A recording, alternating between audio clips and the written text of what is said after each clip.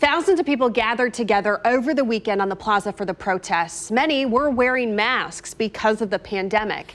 KCTV5's Amy Anderson talked with physicians who say this is no time to let down our guard. She's live now with that. Amy. Well, Ellen, if you watched any coverage over the weekend, you know people were packed down here on the plaza. They were standing shoulder to shoulder.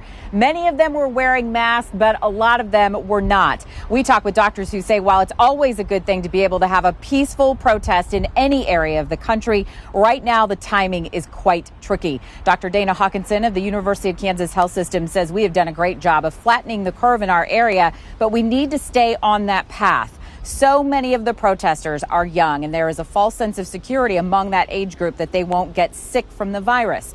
Dr. Hawkinson says no matter how old you are, anytime you get the virus, you're rolling the dice, because even if you survive it, we still know very little about the lingering effects of COVID-19. And whether you're in the middle of a protest, in a church or other place of worship, or at a bar down in the Ozarks, the virus is still with you too.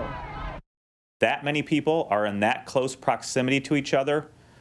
We know that this virus can spread very easily, and so I think there are a lot of at-risk people for infection. Even if 3, 4, 5, 10 people have it in that large crowd, there are a lot of people at risk of infection. And Dr. Hawkinson says in a perfect world, the people who were down here on the plaza at the protest this weekend would try to stay home for the next 10 to 14 days to make sure they don't get sick. He realizes, however, that is not very likely. Reporting live tonight on the Country Club Plaza, Amy Anderson, KCTV5 News. Thanks, Amy.